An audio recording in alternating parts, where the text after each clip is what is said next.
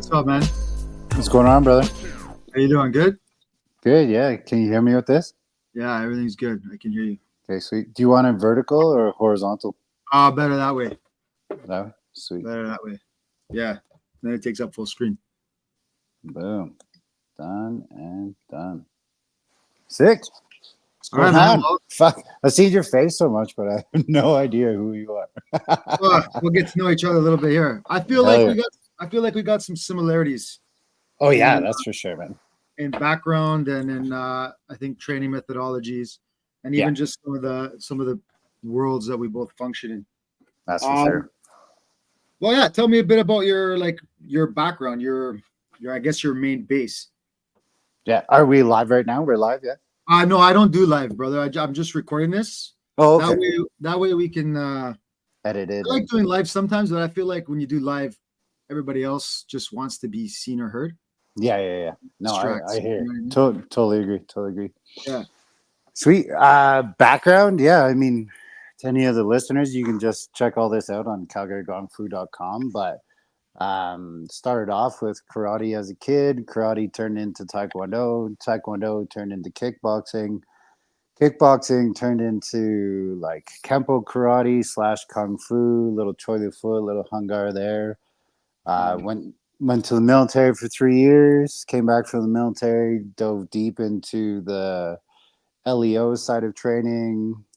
Started a little bit of ground fighting back then. Obviously, all the military stuff was very similar. Um, and then went into Filipino martial arts, did a whole bunch of that stuff. Because I was teaching so many LEOs, got into Tho- Hapkido to For those who don't know what that is, what tell them what LEOs sorry, are. yeah, LEO law enforcement officers, so police officers and security officers, just different things like that. Um, and then from there, really just started training my ass off. Started doing Shaolin Kung Fu, did that for a few years. Then, yeah, man, started traveling the world, started learning a lot of different things at that point. And then I really went into Wing Chun Kung Fu, Brazilian Jiu Jitsu, basically started creating my own system after a few years of traveling back and forth across the world. Had enough time to actually formulate a system, create a system. Started my own system 6 years ago, and yeah, just went from there. So in total, 7 different black belts, working on an 8th black belt, and eventually a 9th black belt in the IDS gunfighter program with Todd Fauci. So Nice. So it sounds to me like your original, like it's very much traditional based. yeah, a lot of it was traditional based for sure, Why drawn to the traditional base? because there was nothing else. No, that's Right, to fair. be honest, every MMA dojo in Calgary, right, is it's you have to do BJJ, and then you have to do the Muay Thai program, and then if you're good enough and if you compete, then you can go and play with the MMA guys, right? So when I was sparring, on a daily basis, I was like, this is MMA. Like we're finding where we're ending up on the ground, or we're ending up in a grappling position, or we're ending up somewhere, right? So it wasn't just hands on, like being 6'4", having reach, being flexible, kicking, since I was 5 years old. Like I can do a lot with my hands and my legs, but then I went to a seminar with Sean Shirk, and he's like, guys, like, stop messing around with Kevin. He's like, you got to take him down. You got to shut down his striking. So he picked me up. We were sparring, and he picked me up right away, shot for a double, picked me up, drove me across the room, slammed me into the wall, put me down to the floor. He's like, okay, let's see what you got now. And I was like, I don't got much, to be honest. And that's when I was like, okay, I need some BJJ training. I need to get better at this. So. So getting into like law enforcement and stuff like that, how many of these guys rely on their weapons too much and they don't really spend enough time on the grappling? And how big of an eye opener do you think that was for you? And how big of an eye opener should that be for anybody listening who doesn't do ground and who has the mentality of, oh, well, my striking's just good, I'll just strike somebody and I'll shut them down? BJJ is the most popular martial art in the world right now. Right now. Like, if you're not training BJJ and you're a law enforcement officer, like, you are not doing yourself a service. And I know it's because you don't have time, you don't have regulations and all this. Like, I get it. I get the political side of that world, and it sucks. But at the end of the day, are you going to get back home to your family? And that's where that shit goes back on you, and you got to rely on that, right? So, in Canada, yeah, you're in Canada too, so you understand, right? Like a lot of them didn't feel comfortable actually using their pistol, right? They didn't want to have to use their pistol, right? So most of the time it was a hands-on approach, but a lot of the things that they did, like it wasn't very good, to be honest, right? Not to what's at least available now, and how a lot of martial artists in the industry have been able to help influence it to actually make a difference for police officers. But I would say in the States, they rely definitely more on their weapons to do the work for them. But I know way too many cops that have told the stories of, drunk guys or guys on PCP or drugs, right? Is they're just smashing them with a baton and it's not doing anything. They're trying to hit soft tissue like they should. Soft tissue doesn't work. So then they go after elbows and knees, and that's not working as well. And then it ends up into being a grappling match, which eventually ends up on the ground. And now, either they're getting their asses kicked, or they're just relying on strength, or they're relying on their partners to be able to keep them safe, right? So No, it just it's, doesn't make sense. It just doesn't make yeah. sense because a lot of the job is to be able to Hmm. control, arrest, and neutralize. And if you're going to go tactile, hands on, how do you not train that? I think that should be a Right. mandatory thing. Yeah. Some people say it should be a minimum blue, or some people say it should be minimum purple belt, whatever the proficiency litmus is. But you have to have, especially like I'm fairly new to firearms. I mean, I own firearms and I shoot, Yeah. but I'm fairly new to it. And Yeah. then here we have our laws that are here with regards to handguns and stuff like that. But I've also reached out to Todd because I've seen what caught my attention with Todd was him working and utilizing Coach Professor Greg Nelson, Yeah. Yeah. just from the JKD world that I come from. That's why I caught my attention. But I reached out to Todd and brought him down here because I realized there is definitely I like to bridge my gaps in Hmm. all arts, in all ways of fighting. I like to find my ways to bridge the gaps. Yeah. And if you're going to think about total self defense, or just even as martial arts or fighting or survival or war or anything, like firearms is definitely part of the equation. You know what I mean? Impact Yeah. weapon, edge Yeah. weapon, but also firearm training, right? And I was very like curious how him and Greg were kind of like piecing this shit together. So it's one of the reasons why I had him here. How do you feel like that's changed your Brazilian Jiu Jitsu, meeting Todd and starting to work with the stuff that he's been showing? I mean, I've always trained my BJJ stuff with the idea of self defense being number one, right? So we're not doing like crazy inverted arm bars and shit like that. That would work great for competition. I'm not shutting it down, but it's idolizing sweeps, trips, dumps, all the things that you need where you're using the judo in the ways that's not going to get you in trouble in a self defense situation. But it's also being able to exit easy, right? So in the BJJ world, as you know, as its mount is considered like one of the highest points that you can get to, but mount, all they need to do is just hug you and hold you tight, and then their friend can smash you from behind. Or like one of my buddies, like he was in a fight, he was in guard, swept to mount, started ground and pounding from mount, and took a machete to the back in Winnipeg, right? So this is in Canada. It's not like we were somewhere crazy, right? So hearing all the stories from police officers changed my game with the BJJ world. Has it changed with a pistol and grappling with a pistol? For sure, it's hard. It's really, really hard. Like everybody, in the comment section, like we have over 1 billion views now, 3.7 million followers. Like I love the comment section, but the comment section is so funny because they're like, "I'll just pull up my gun and shoot him." I'm like, it's not that easy, guys. It's not that That's easy. Like, that's go very ahead. annoying. That's why I stopped. I pulled back. Like I was doing some stuff, and the the amount of stupidity and just nonsense that's being spoken by people who don't train. I Yeah, just pull back and just focus on training. yeah, But you're yeah, right, because some of the positions you would naturally not want to give up in sport jiu-jitsu, yeah, it's yeah. okay to do when because the outcome or the risk versus the reward has changed, the dynamic has changed. So Yeah, giving somebody your back temporarily, but in context of holding the firearm in such a way, yeah, is going to make more sense versus like, yeah, you don't want to just give your back if you're just grappling in a sports sense. So yeah, I think that's the biggest problem. I want to kind of go back to this because I think it's a very important point you made. People who train Brazilian Jiu Jitsu as a sport and people who train jiu-jitsu, whether it be Japanese or Brazilian, who use and train jiu-jitsu specifically for self-defense.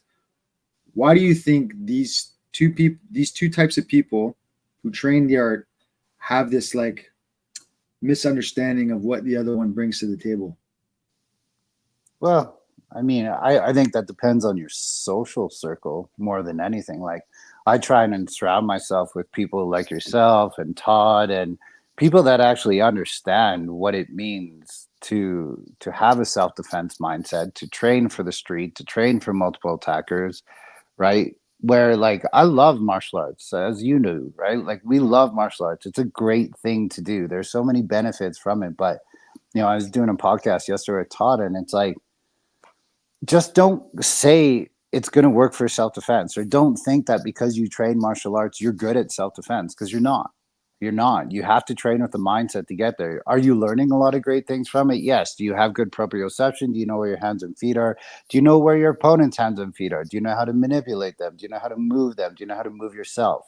Right? So you're going to learn a lot of good things in tactile training from your BJJ training, or your Japanese jiu-jitsu training, but it doesn't mean at all that it's going to put you in a good position, No. right? And like, if I can take somebody's back in jits, that's fantastic. But why am I ever taking somebody's back on the street, right? It shouldn't happen. Standing takedown into side control, yes, for sure. But there's a big difference there of how you have to actually prioritize your system. So in my BJJ program, we prioritize, your positional changes to be different, right? So normally it should be like close guard, half guard, side control, mount, rear mount.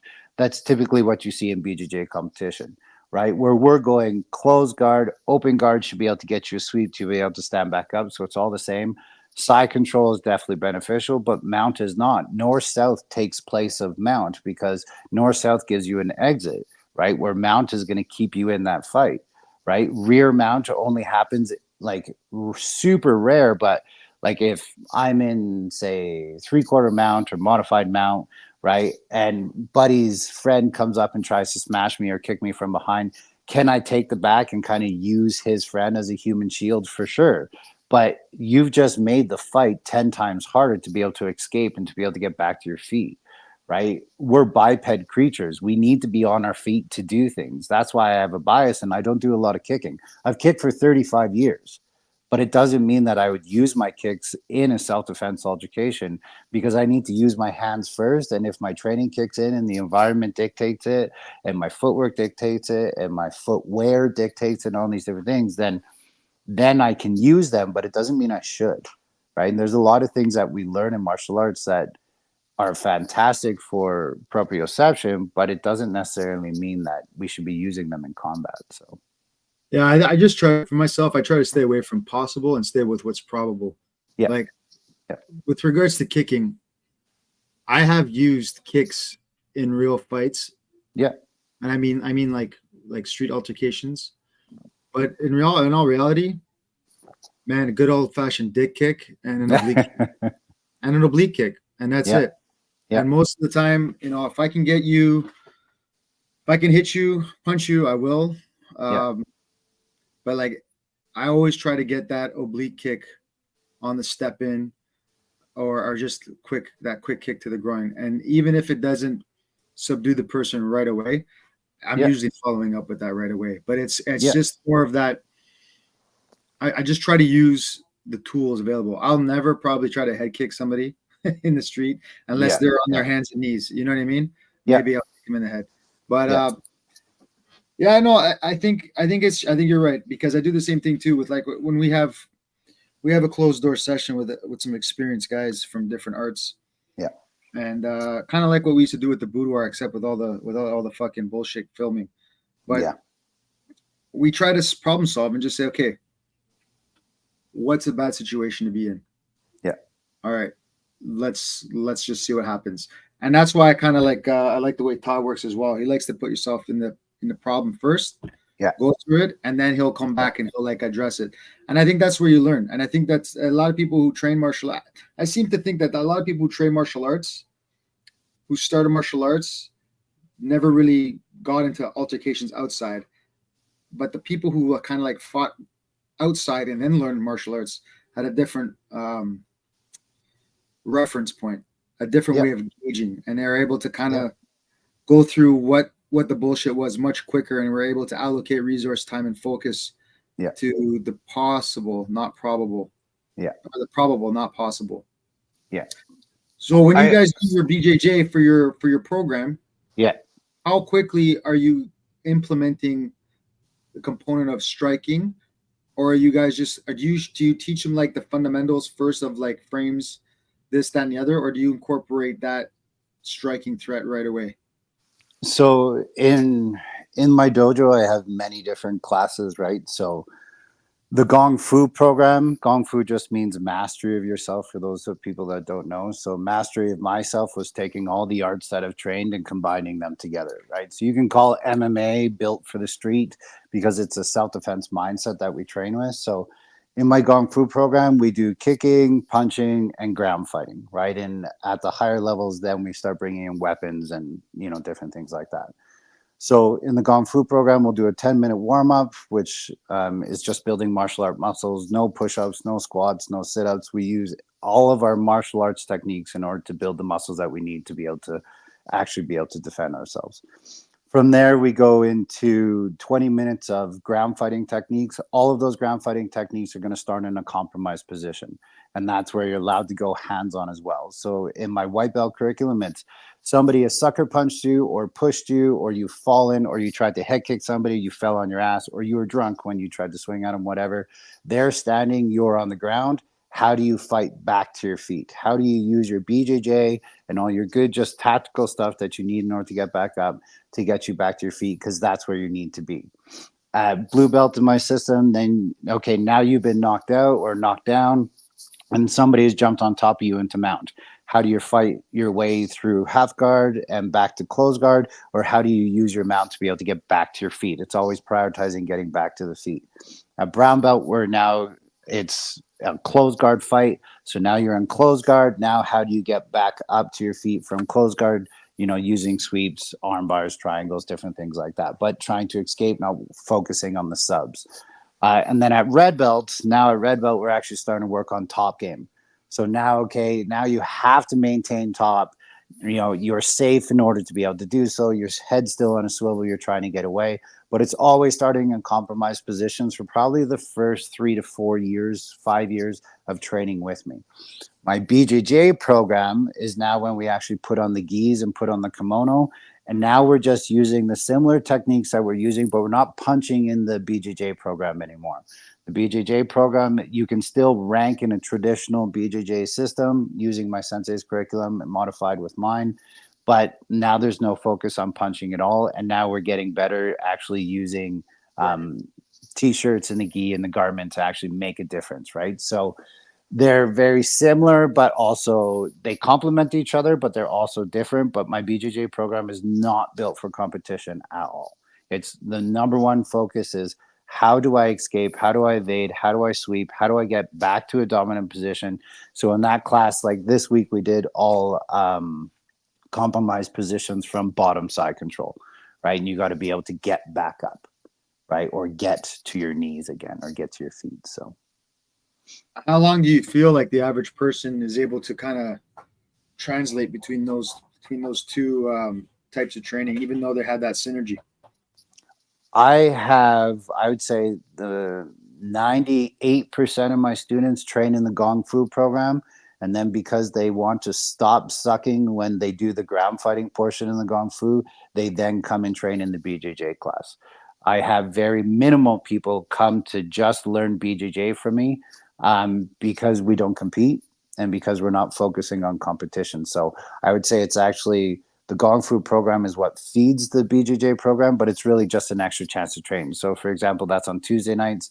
Tuesday nights, 7 to 7:45 is the Gong Fu program. 7:45 to 8:30 is the technical portion of the BJJ, and then 8:30 till 9:15 is your actual like free sparring, open mat kind of time, right? Because at the end of the Gong Fu ground fighting stuff, then we go into our hand-to-hand stuff. So now we're learning our boxing, our kickboxing, when to throw kicks, when not to throw kicks, how to defend against any kind of punch and kick that's out there. So Do you guys have a competitive program there? Like with Nope, regards, no, none. nothing, And do nothing. you feel like you feel like that's benefiting what you're trying to do, or you feel like you might be missing out on a potential market? I mean, if people want to do it, sure, like go right ahead. Like if my guys want to compete, I'll support them. But to be honest, like my kids program does well enough that we don't have to do it. Right. My kids program's non-competition as well. You know, it helps pay the bills. It pays the majority of the bills. Right. And that's why a lot of people do competition is for that. Like we fight our asses off every fucking night. It's not like we're just chilling and like it's a full out fight, right? We are losing, we are failing, we are black eyes, we are bloody noses, we are bruised. So what is competition going to do? It's going to add a little bit of stress for sure, but I'm creating that stress in the training environment as a teacher. I'm not trying to force them to do something they don't want to do. I Yeah, feel as a like being in the game since I was 5 and teaching since I was 19 years old, you know, I'm 40 years old now. It's I know why people do competition, and in my opinion, unless you're trying to like get to the UFC, um, competition is what pays the bills. Competition is, you know, like we used to go to Taekwondo tournaments, and whoever had the most medals at the end, all of a sudden there were other dojos that lost students, and the ones that won, they went to go train with the people that won, right? Because it just makes sense. You're training the best fighters out there for that division, but like Taekwondo and the point sparring system is way different than MMA and et cetera, et cetera. Like I don't feel competition is necessary. Competition for myself was always for myself. It was within myself. It was what I was doing. I was cornering MMA guys. I was going and training with all these MMA guys, pro MMA guys. Some of them are in the UFC now. And it's like, I got to pressure test my shit. But then what I realized is every night that I'm training and I'm training with my students or my students are training, like then we got to fight. So like my Gong Fu program is it's really tough for people because you are humbled every fucking day. Every day. yeah, Every day you suck and you eventually get to a point that you're better. But like I got red belts who should be working on top game, but they're outweighed by 80 pounds. Guess what? They still need to work on their bottom game. Right. And I don't know, like, you know, speaking of the high kicks, like I tried to hit high kick somebody in a fight once. I ended up on my ass. Right. And if not for a little bit of like mount training that I had, I would have had my ass beat. Right. So it's I think it's how you choose to prioritize things. Should you compete? Yeah, it's great. It's a fantastic experience. Do you need to compete? No, I don't think so. Not if your focus is self defense and to stay safe and more combative based. yeah. I don't know. I have mixed feelings. Like on the one aspect, right? If and the reason why I brought it up is not even about you particularly. It's more in general because one of the biggest things, like you know how some guys are just straight sports guys and they Yep. don't have self defense mentality, so they don't really understand how to make those adjustments or what the reality of the usage of their skill sets actually going to be able to be employed in a real situation. Yep. There's Yep. no rules and there's no padding. And Yep. then you got the guys who do it just for self defense, but they've never had any ring time, so they don't understand what the fuck real pressure feels like. Yep. Yep. There's got to be there's in all martial arts, there's got to be balance. Yep. And I feel like people nowadays, because it's more of a market, let's say, people are trying to find their niche and they're trying to hyper focus in one area versus the other. And I Yep. think that's good in some ways because you can build up one versus the other. But at the Yep. same time, if you do that, you lose sense and sight of the other side of the coin.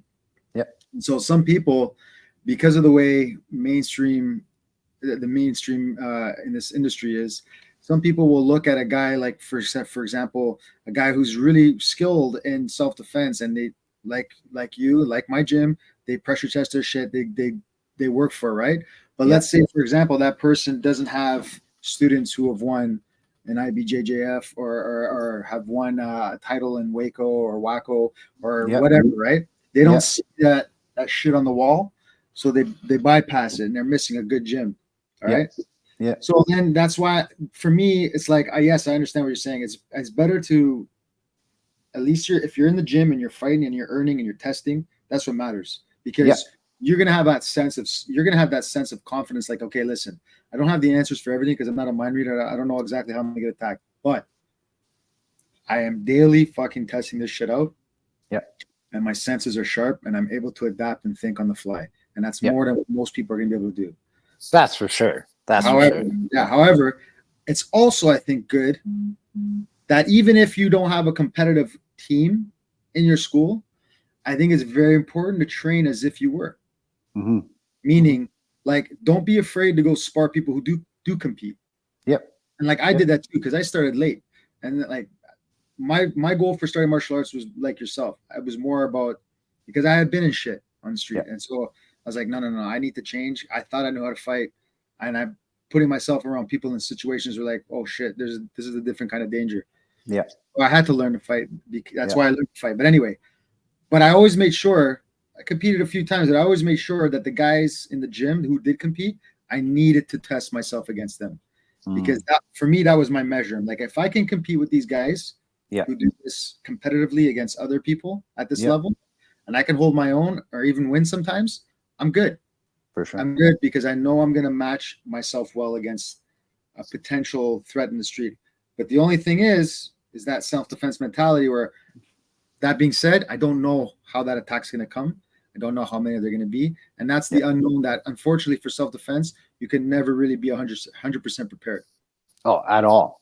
At all you can prepare somebody for is like having the right mentality for it. I mean, real self-defense, as you know, isn't about fighting. It's about prevention. It's about being situation aware. It's about seeing your environment. It's about learning how to check your fucking ego at the door, right? Yep. It's being able to stop all the things that you and I did in our 20s, probably, right? And it's like, I'm proud I haven't been in a fight in over 10 years, right? I could have been in so many. I've had guns pulled on me, and I've chose to de-escalate these situations, right? Because there's no point in continuing to pursue that path anymore, right? Like you said, we do it in the dojo, we fight it out in the dojo, we see how it goes in the dojo, but you can't actually prepare yourself. I've known many martial artists who have black on their belt or have a black belt who have had their asses handed to them into a fight because they didn't understand what aggression really felt like. Yeah. They didn't know what to do, right? And Yeah. because they didn't know what to do, right, and they didn't know how to deal with it, or they'd never been rocked really hard, because like when I was growing up, it was all like point sparring competition stuff, and I'm like I can kick your nose, right, no problem, I can touch your ear, no problem, right? But if I rock you with that kick, do you know what that feels like? Right? And that's where like the high level competition is fantastic, because it can help get you to that level. But with that being said, also take a look these days at what's happening in a lot of UFC training camps. None of them are sparring anymore. Not None of hard them are, anyway. yeah, not like they used to, right? They're building the reactions that they need to, but they're not going balls to the wall like they were even 10 years ago, right? Because they're realizing it's detrimental to their training. They're realizing it's detrimental to their fight, to the longevity of the game, to their Yeah. mind, to their consciousness, to their brain. Like, More there's important. exactly, there's a lot more things that are important, right? So I think to just comment on what you said, like it's good to be able to fight people for sure that are better than you. But I also think as a Sifu, as the main teacher of the runner of the dojo, right? Like that's my role, 6'4", 240, highly skilled. I don't think my students are going to be able to fight people unless they're pro that I can't offer them something, right? If my students get to a point where I can no longer challenge them, I've done my job and they should move on from me, right? Or they should teach, right? Like there is something else that they should be able to do, but not everybody can offer that, right? Because of my size and my strength, it allows me to be able to push anybody. Like I had a bodybuilder come in the other day. He's probably like 6'3", 285 pounds of just solid muscle, right? And he's just throwing my little white belts around and everything. I'm like, okay. And I jump in on there and I choke him out in 3 seconds. And he's like, holy shit. I'm like, well, let's do Gong Fu class. He comes back for Gong Fu class. He's like, man, you're so good. I can't believe this. I'm like, well, you're big and you're using strength. Imagine what you could do if you started using technique versus strength. Imagine what you could do if you actually started thinking about your mind. Like, it was best said to me once from a Wing Chun instructor I had. He said, Kevin, you have all of this potential. He's like, but I want you to start training like you're a little girl and you're weak and you're feeble and you have to use your skeleton and your skeletal movements and your structure to make techniques work. Right. And that was a massive game changer for me because I'm like, how long have I been teaching where I'm just teaching techniques because that's what my sensei said the curriculum is? When really something that will work for me with strength won't work for them because they're 5'0", right, and 110 pounds soaking wet. So I started to prioritize and started stripping away all the unessential stuff in my curriculum and train the essential of I'm only going to train stuff that works because there are bigger people than me. There are stronger people than me. And not a lot of people have dedicated 45,000 hours to training in their life, Mhm. right? So it's, I believe that that role of pressure testing when possible should come from the teacher, right? I'm a big believer and I only really like training with people who still roll on the mats. Like my sensei in BJJ, he rolls every day, right? Todd, he rolls every week or every day almost. Like we pressure test our stuff because we understand that we're always a white belt where there's always so much more to learn and new to learn, not just about ourselves, but as combatives in general. It's a lifelong journey. It's not like, oh yeah, I got it figured out. Like by no means do we have it figured out. No, well, even when you do figure it out, right? Like you get to the peak of your understanding and ability to use the body you have doesn't stay the body you have 10, 20 years from now. Yes, So sir. you're constantly having to recalibrate. And with the shit you could do back then, you're not necessarily gonna be able to do it the same efficiency. So now, shit, my left switch kick isn't what it used to be. How am I going to use it? How am I going to do this Yeah. now? How am I going to do that? I don't have speed. Okay, I gotta have to rely more on timing now. It's a pain in the ass, right? Because I think that's the thing that keeps you humble, right? But Yeah. you're right. Like I train Wing Chun. I don't like I don't really like the Wing Chun community too much. I think they're too just I don't really give a shit, Dude, man. they're as bad as the FMA community, if not I worse, think man. I don't know who's worse, man. That's a hard one. It's like two rich white girls fighting over a latte, you know? Yeah, pumpkin spice that shit up Yeah, though. yeah, Yeah, like it's weird, man. It's weird. Like, but I've been super blessed, man. Like I have met a lot of really good Sifu senseis, instructors, professors, whatever you want to call it.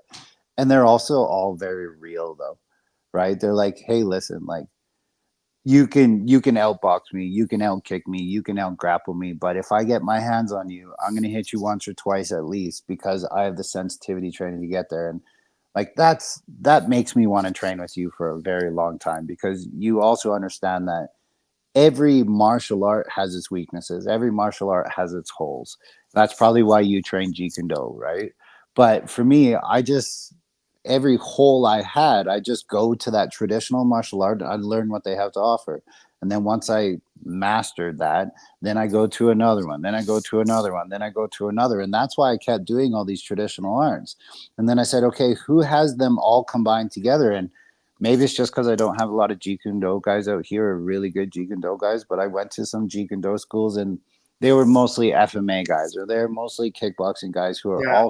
also doing Jeet Kune Do. But Jeet Kune Do for me is a mindset. Like I Well, you're love doing Bruce it. Lee. You're Yeah, doing well, it. that's it, right? That's the point. You're doing it, and I think that's the Yeah, thing. Like, I don't like these. Again, Jeet Kune Do is like the cousin of the white chick fighting over the latte because they have these camps too. And I listen to Dwight Woods. yeah, I've been on that podcast once. I like him. Like my lineage, I come under Sifu Kevin Seaman, but I also started with Sifu Joy de los Reyes, who was under Larry Hartzell. okay, yeah, Right? So like when I started learning trapping, I didn't learn Wing Chun first. I started learning trapping through him. But the thing was, like, this is a guy who trained Jeet Kune Do, trained grappling, trained FMA yeah, because it's part of his culture, but he also trained Muay Thai champions, yeah. right? So when he started teaching it to me, he gave me application off the hop. Nice. And I think that's why, I mean, I went to him to learn Jeet Kune Do, but he wasn't the reason why I wanted to learn Jeet Kune Do. Yeah, Well, I was yeah, just lucky that I found it because when he gave it to me, he was just like, hey, this is how we apply it right off the hop. yeah, And I appreciated that because I don't have my whole life to master one art because I don't think you can. You Yeah. know what I mean? You can get proficient enough in it enough where you, because I'm not trying to master the art, I'm trying to master myself. Yeah. And Beautiful. that's where I found like my liberation was. Because Yeah. if I try to master an art, it's an art. It's a not a tangible thing. Yes. You know, it's only its limit is basically the person who's showing it to me. They're the Yes. limit. Yeah. So I didn't want to master an art. I wanted to master myself through arts.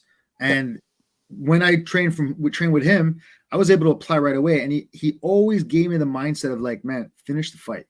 Yeah. Finish the fight.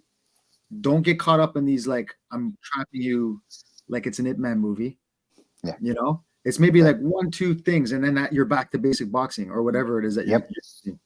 Yep. So I was lucky that I had that kind of instructor. And those kind of instructors really are the ones who make you actually thrive. Yeah. Because, you know, I wouldn't fight him with 10 of my friends at the time. But now I look at him and like he openly says, like, yeah, this guy's better than me now. Go to him. Or yeah, my student's better than me. I'll go to him. And that's Nice. huge because when you start to become when I started teaching, for me it was like my students can't beat me. What the fuck? Never let them beat me. I'll kill them. You know what I mean? Yeah.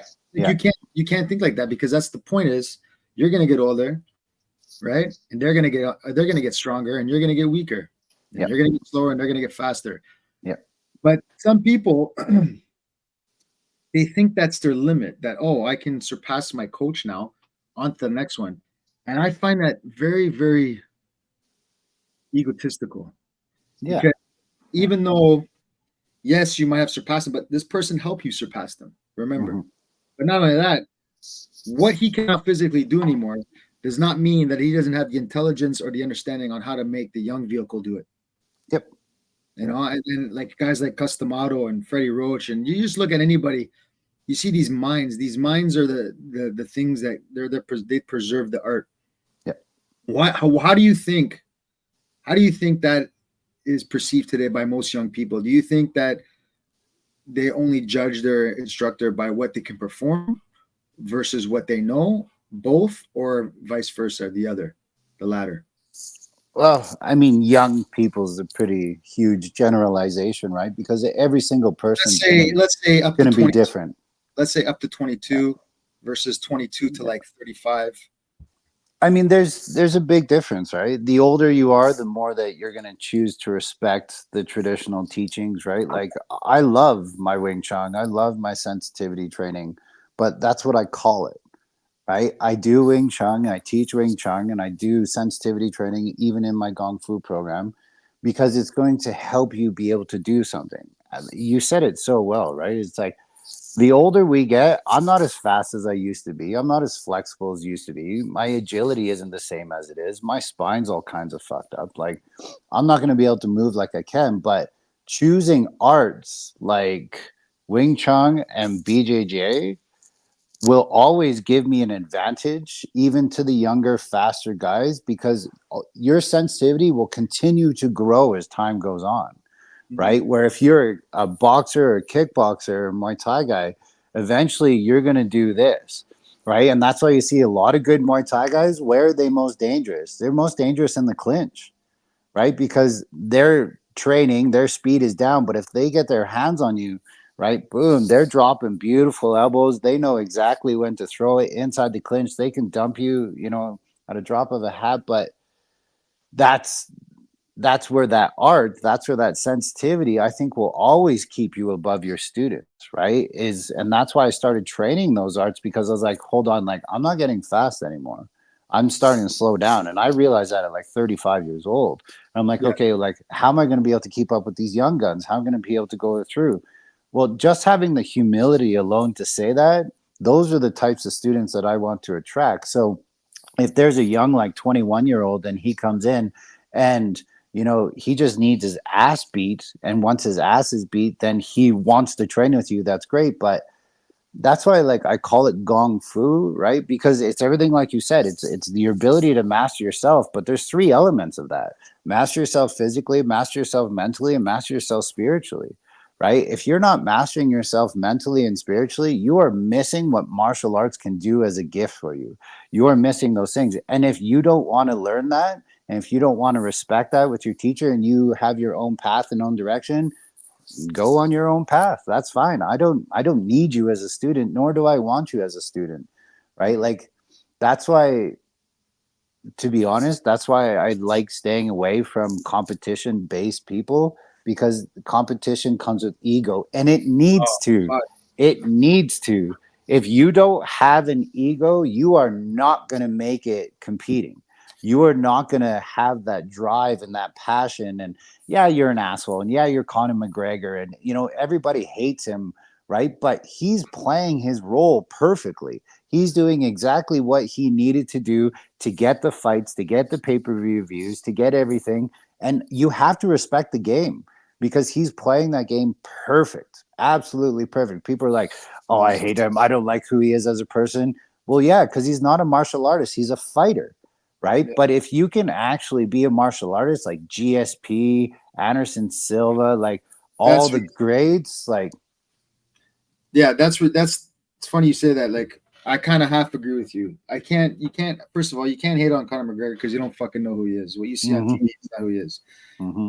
Did I like his smart mouth and like? Yeah, sometimes it's entertaining, but It's funny, yeah, as a sport, I don't like it because yeah, what it does is it cheapens it, right? If you want to see, like, when you watch Pride, yeah, like the amount of respect these guys had for each other yeah, and the crowd appreciating what they're doing. yeah, Like for me, that's the real Budo. That's the real like warrior spirit. yeah, Unfortunately, in the West, it gets lights, camera, action, and it gets cheapened. So when they act like that, I understand why he's doing it. You're trying to make your bread. I get it. But at yeah, the same time, it's like that's not what attracts me to martial arts.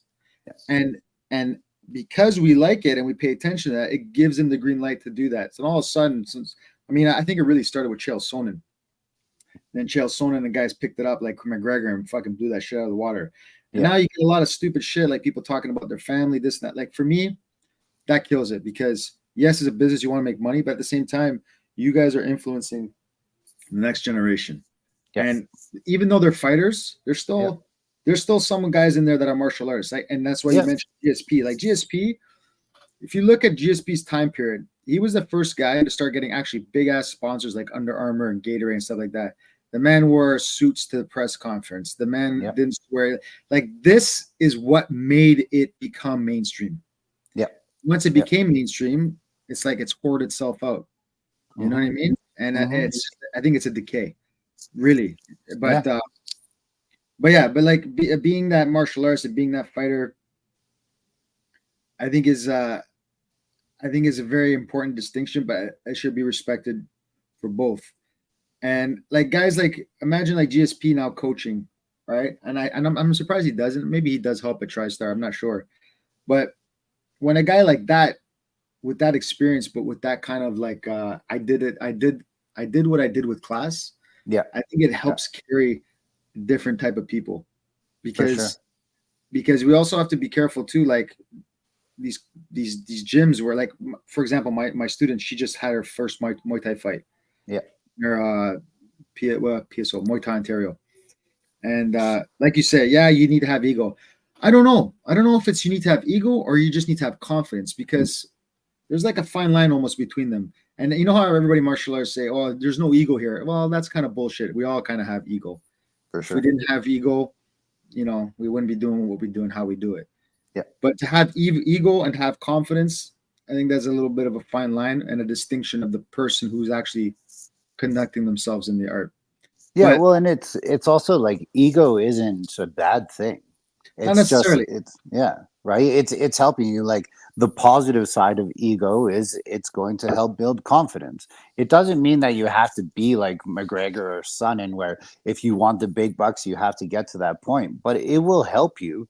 Like it will help you. I know guys that are like undefeated in their pro MMA, but it's gone to decision 10 times. It's a sub in the very last minute of the third round. They're not getting contracts. They're not getting contracts because they're not providing a fight that people want to see. People want to see blood, right? People want to see a stand up battle. People want to see these things. So there's this kind of evolution of the game that's taking place over the past 10 years, 15 years, where now somebody can come in and actually get a full MMA background where they're not really a specialist in anything, right? They like up and coming like new school fighters. They have everything that you and I had to go to all these traditional martial arts to get, and they have it in one location now, which is fantastic, right? But what have they lost? They've lost the, like you're saying, that little bit of that tradition, because that tradition teaches you respect. That tradition teaches you there's so much more that martial arts can offer if you're open to it. But I think that comes with the environment that you're in, the people that you choose to attract to your dojo, what kind of person you are as, outside of the dojo and inside of the dojo. And I think that's, if people want to be a fighter and if they want to go down that path, that's awesome. That's great. Support them on that path. But I think it's up to the coach as well to also check them and be like, listen, you don't need to be like this. Like, if you knock your opponent out, like, stand there and wait for them, make sure they're okay. Don't just start celebrating like crazy right away. Don't treat them disrespect. Like, but I don't know. Do you think that that's just who you are as a person, or do you think that martial arts made you that way? That's a good question, man. And I like to think it's a bit of both, right? Yeah. Because when I was a kid, I was very like listening to my parents because I would get my ass kicked if I didn't, right? But my dad was very Yeah. strict. I'm the youngest of 10. Holy shit. Wow. Damn. Same parents for all of them. Yeah. So my mom and dad, my dad, especially my dad, like my dad didn't play. He didn't ask you twice. Yeah. The first time you didn't listen, you understood why you listened the first time. Yeah. So, but my dad was also very like, son, be a man of your word. If you say something, you do it. If you tell someone Nice. you do it.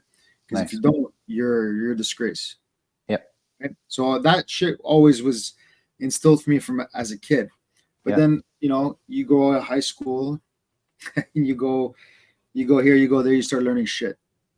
Now you have to make a decision. Okay, what do I value more? Do I value my position in this little social fucking environment I'm in? Yeah. Or do I value what my father has taught me, even though I don't understand how it applies? It's not going to get me far here. Yeah. That's when you start to find out who you are, right? Yeah. And, Yep. I got into trouble, but there was always a limit I would get to and say, no, that's not worth it for me. And that luckily was because my father had instilled some good values in me. However, you still going to get rubbed off and like absorb bullshit from other people. For sure. Oh, I got a bit of an ego after a while, right? Because I went from being the guy that, because I'm not very tall, right? That's why I had to learn martial arts, because I have like a I had like a rage thing when I was a kid. Oh, okay. Yeah. Like I was a good kid, but like if you picked on me, I would fucking lose my mind. Yeah. Yeah. And so, but that only serves you so long and so well for so long, right? Yep. But then when I started learning martial arts, I started with the traditional, and I found like I was thriving I was needing that so much in my life, because I had been around bullshit for so long, got myself in trouble and this and that.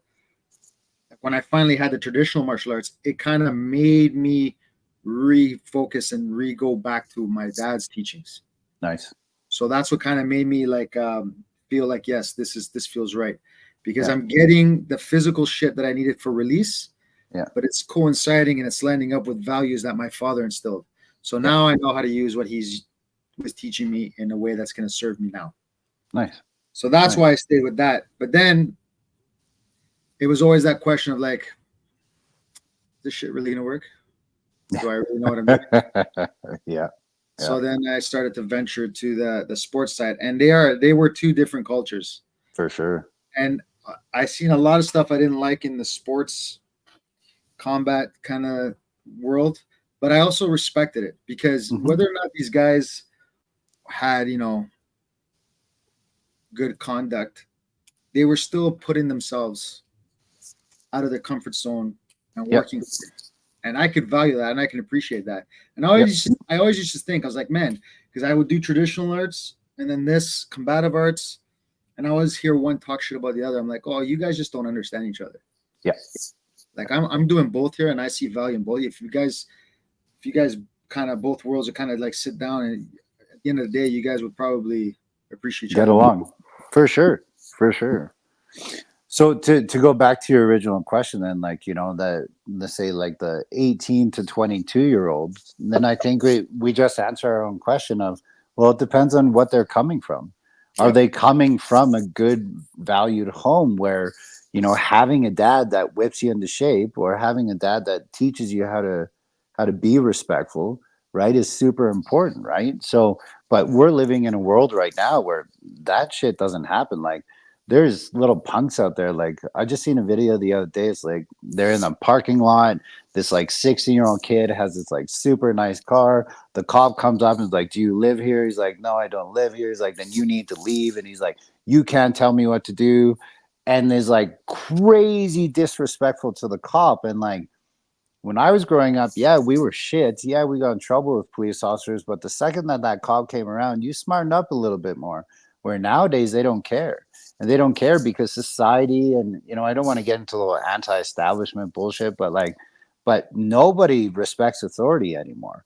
No. Right. So if that kid was raised well, they're gonna love martial arts. They're gonna benefit from all of it. They're gonna follow you because you're a good human being and you have like energies and the environment's good. But if they haven't been through that, you know, maybe the martial arts dojo actually saves them from it because they're not used to it. And then you actually, like, you legit have to whip them in shape. Like, in the years of teaching and being able to teach, you know, over 10,000 students in my day, there's a point where it's like I've seen little shits become really good human beings. And some of them had dads and some of them didn't have dads. Right. I've seen some of them have such phenomenal female role models in their life, and their mom is, you know, just rock solid, and they're good people. I've seen the exact opposite as well. Like, that's why I love teaching. That's why I love people, because you get to meet so many different kinds of people, man. Like, it's insane.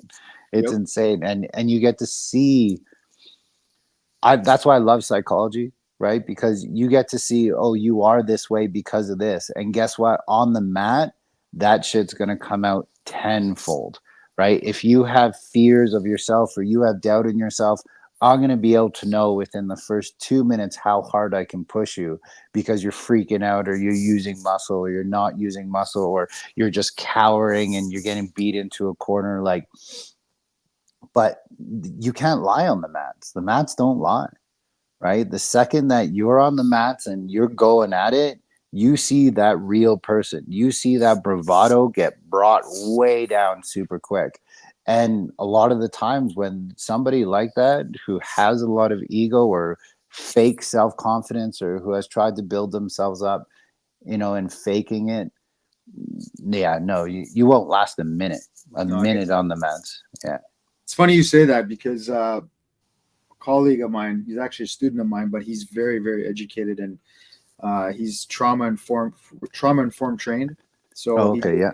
he deals with a lot of like corporate stuff and ex-military, and he's worked with psychologists and stuff like this.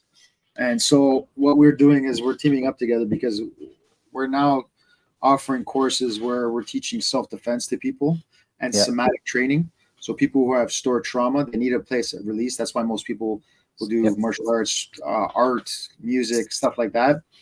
You know, the other side of that is they fall into alcohol and drugs and other Yep. shit. So what we're trying to do between his education of, you know, the psychological aspect of it, supplemented with the martial training that I provide, the combative training, we're offering this kind of program to people. And that's one of the things too, is like what you just explained, that whole process of finding out who people are. Sometimes you gotta take a second to kind of speak who you're who you're going to be teaching. Like, Yep. now I take a different approach. Before I was like, if you wanted to come train, I'm willing to come teach. But Yep. now, before I even do that, I filter them through. I'm like, okay, what's your reason?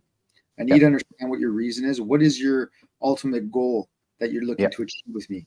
And you know, if you want to say, oh, well, I just want to work self defense and confidence, great. I'm going to have a certain approach for you, and Yep. then colleague Eric is also going to have an approach with you, right? Yep. If somebody's just like, oh, I just want to compete or something like that, I'm going to train them totally different. Yep. And that's the thing too, is being dynamic enough, maybe understanding the difference, because some gyms, like I said, are just self defense oriented, some are sports just oriented. But having the ability to understand both, I think you're going to serve a better to your community, because now you understand how to funnel certain people to certain avenues. Yep. If you're not the one for them, hey, listen, I understand what you want. That's not really my forte. I'm going to Yep. recommend you to another good gym. And I Perfect. think that serves people much better, because not everybody comes for the same reason, as you know. Yeah. Well, and there's so many people in this world that say that they want one thing, right? And then once you ask them to start putting in the work and the effort, Yeah. right? They're like, I don't want this. I don't want this, right? And that's fine. That's fine, right? But I think that's where we see, at least in our profession, of there are people that will just feed you what you want to hear, right? Like I have taught at very large organizations with like 1,200 student base, and we had salary and we had benefits, and it was great, right? We were providing the community a service, but they were calling some of the stuff that they did self-defense. I'm like, this is not self-defense, guys. I was like, just call it what it is, and I'm fine with it. The second that you start calling it something that it is not, then is that's when I have an issue, and that's why I call that shit out. I'm really proud of myself, of a lot of the comments I get, because they're like, you're teaching real world shit. You're teaching shit. There's no bullshit going on. You're not just feeding somebody something and saying it's going to work, because the reality of it is it won't. And you can't do that, right? So that's where like I kind of get fired up and Todd gets fired up, because we get to this point of like, Yeah, he does. oh, he gets fired up, bro. I Oh, fucking love how passionate he is, right? But it it doesn't mean that what they're doing is wrong, right? And I'm always trying to come from their perspective, and it's like, you got your kids in Taekwondo class in the mini mall down the street, and he's a black belt. I'm like, you know what? At least he's not sitting at home on his screen, right? At least he's not just, at least he's doing something to try and better himself, and he's met a good environment to people, and he is benefiting from his experience. But does it mean he can fight or defend himself? No, no, probably not. Right. But who knows? That could be an absolute destroyer. Right. And maybe he needs to train with adults, and maybe he needs to be pushed a little bit harder. Like, yeah. every person is so different. And I think as martial arts instructors, when we get locked in the idea of we need to pay the bills, is when people see how fake you are, right? And when you can be like, hey, listen, like, you really want to compete? Like, I have people all the time, they're like, do you guys compete? I'm like, nope. And they're like, why? I was like, because family time is very important for me. I don't want to give up my weekends. I know so many Sifus and masters and dojo runners who haven't had a weekend with their family for like 6 years. And I'm not doing that. I'm not living that life. Maybe, when my kids are 18 plus and living their own thing. But to be honest, by then, maybe I'll just want to enjoy the weekends, right? So that's why when I learned how to create a good martial arts organization to a point that I don't need to compete in order to pay the bills, is when I really learned that competition isn't everything, right? And it changed a lot of things for me, because I created a very successful organization in dojo, and I'm providing a service, right? And people love it, and they keep coming back for more, right? So I think every person is different, though. And if somebody wants to compete just like you, I'll take, hey, go down the street. These guys are fantastic. You want to do BJJ? They give up every one of their weekends. It's fantastic. Go and train with them. It's a really cool adventure, guys. I did it myself.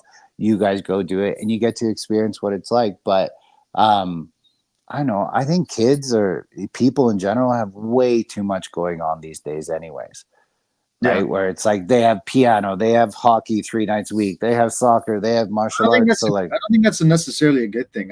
no, no, I the think the kid opposite.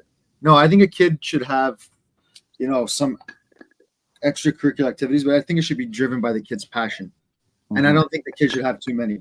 Like when I was a kid, like I didn't get any of that shit because my parents couldn't give it to me. But like I still Yeah, found my shit that I like to do, right? yeah, And that's the beauty part, is having that autonomy to like go out and be a kid and discover. yeah. You learn a lot like that. You learn a lot like who you are, what you like, right? But I'll be honest with you, man. I I'm watching these fights, waiting for my student because I think she was like the seventh on the card. Yeah. And I'm watching these little kids fight, and I'm just thinking to myself, like, fuck, I would never. I don't agree with it, man. I don't like seeing Mm, little kids. Matter of fact, I don't teach kids at all. But I yeah. don't like teaching. Sorry, I don't like seeing kids fight in like boxing or Muay Thai. I Yeah. don't mind so much in jiu-jitsu. Yeah. Yeah. I just feel like they're too young to be taking impact like that, even if it's just on the chest. Yeah. I don't know. It doesn't suit well with me. And if I had a kid that needed to have that like release, that competition type release, I would always kind of say go to jiu-jitsu because they're gonna get that physical exertion, but they're not gonna have that like potential uh concussion. I mean, you can get hurt. Brain injuries, man. Yeah, TBIs are real, right? And people are really starting to understand what a brain injury can do and like kill the potential of possibly a child for the rest of their lives, right? But I mean, the same thing could be said about skateboarding, right? The same thing could be said like I used to be an aggressive skier and do all these different things, and it's like we were doing stuff that was it got us hurt. It got us really hurt, right? But you still did it. You did it because you loved it. You did it because you had passion for it. But it doesn't mean like for hockey example, obviously in Canada, for us, like hockey's super important. People love it. I don't play hockey. I don't play hockey because I grew up in the northeast of Calgary. My parents didn't have enough money to pay for hockey, right? So we did martial arts because martial arts was fairly cheap and I could train 2 or 3 days a week, right? But the second I moved to a nicer community in the northwest because our car was stolen, our truck was stolen, the next door neighbor's house was broken into, my friends were getting jumped. My mom was like, "We need to get out of this." She started making good money in the oil and gas industry and she pulled us out of, the lower income place. And we came to the area and nobody trained martial arts where I was from. Everybody played hockey. I was the only kid in my whole grade who didn't play hockey, right? Because we didn't have the money. So, but that was my thing, right? So in the summer, we would play all the summer activities, soccer, football, soccer, baseball, whatever it was that you were playing at the time, right? And then it was in the wintertime when it was cold. Okay, now you go do your martial arts, yeah. right? Because it was indoors and they were the cheaper things. But I'm so glad I went through that, right?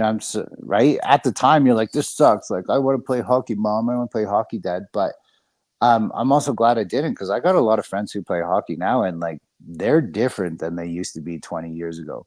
They're not thinking the same and they made like high level hockey standards, right? But like the amount of concussions they've had versus the amount of concussions I had is exponentially different. Like it's crazy.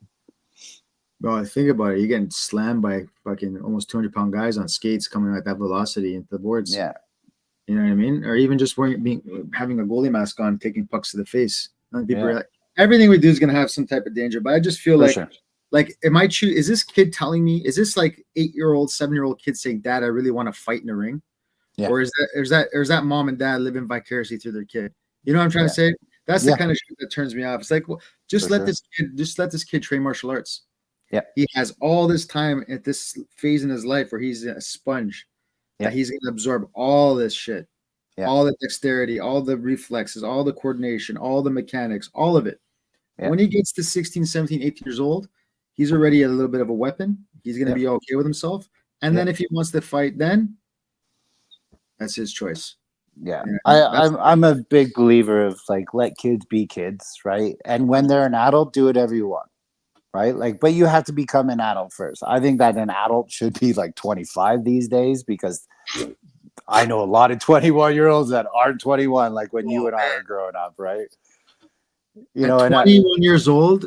At 21 years old, I paid for my first year of college. I had my apartment in Toronto, and I had a 1989 Honda Accord.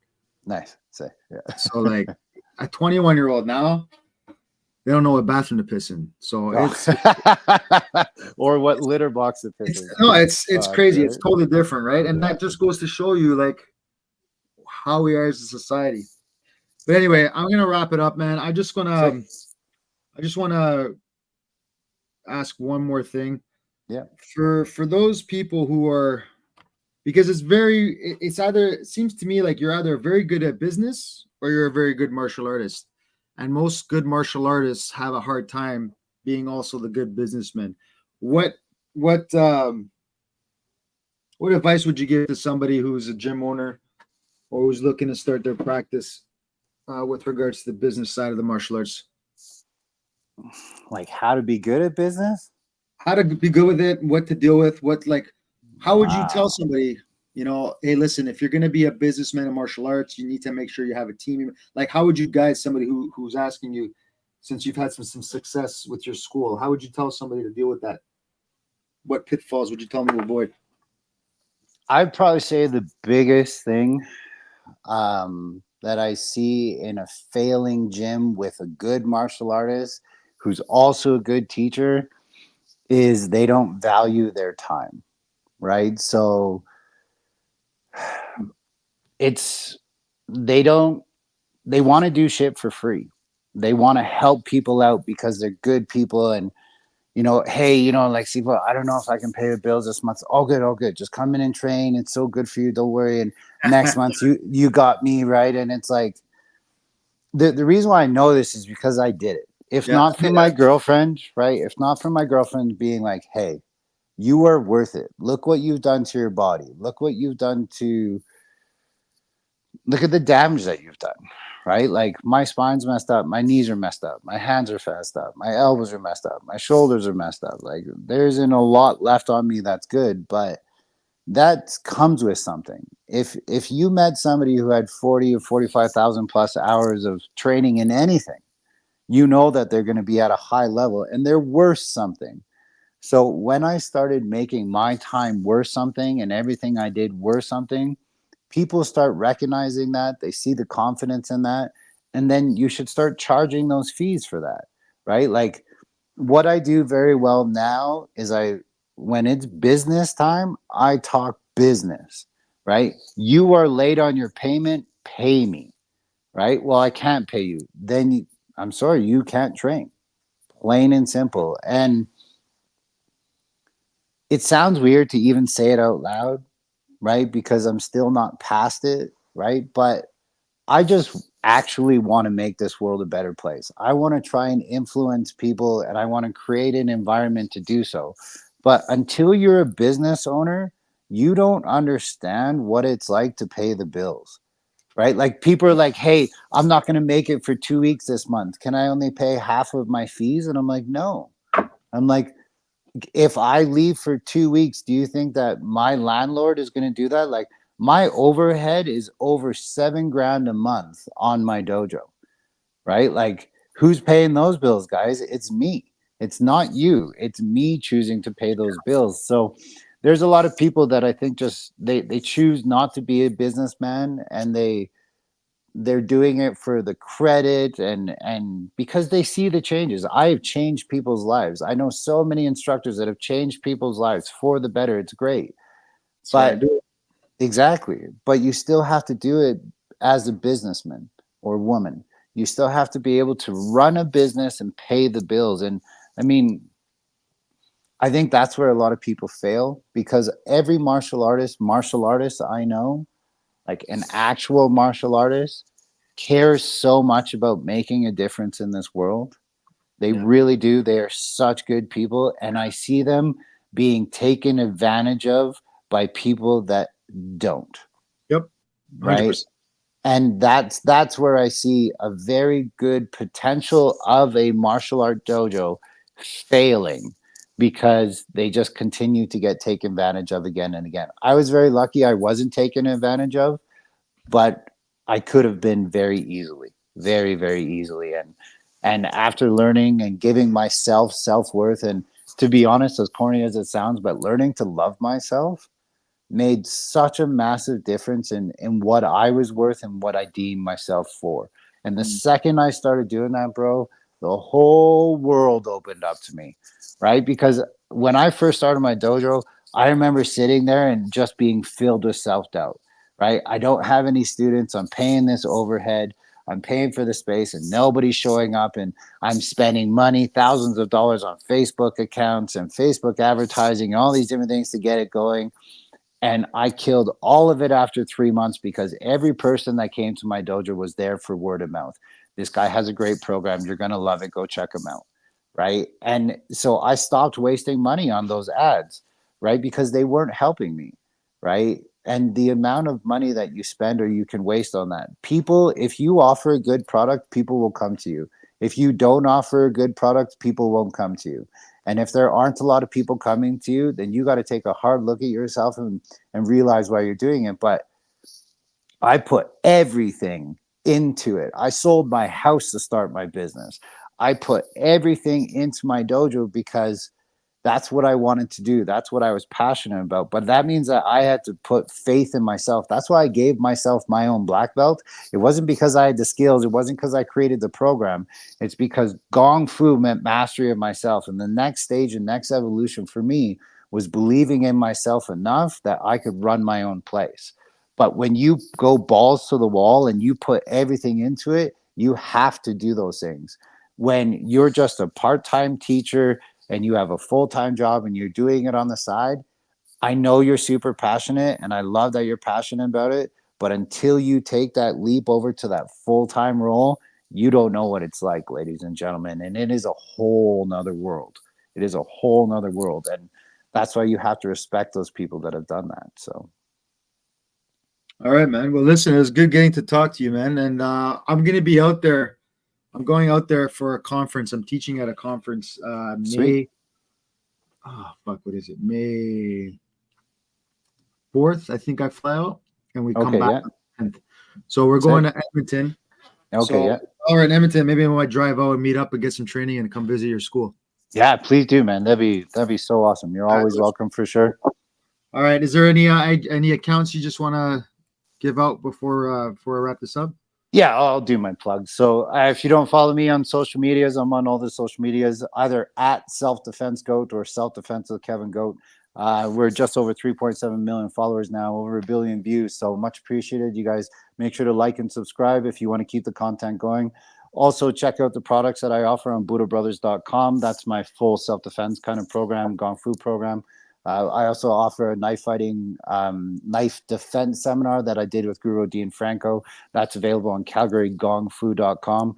Also, stay tuned. I would say probably within the next month, my Shopify store should be up and going where you can get tactical stuff. You can get pens, defense. You can get sweet T-shirts like the one I'm wearing today, hoodies, you name it. I'm trying to make some money on this because the social media stuff costs a lot to do. It's not free, right? You got to pay editors, you got to pay for time, you got to be able to do all these things. So the more you guys can support, the more I'm going to keep pushing these videos out here for you guys and trying to actually make the world a better place. So much appreciated for having me on, brother. Oh, anytime, man. We'll do it again sometime. All right, brother. Sounds great.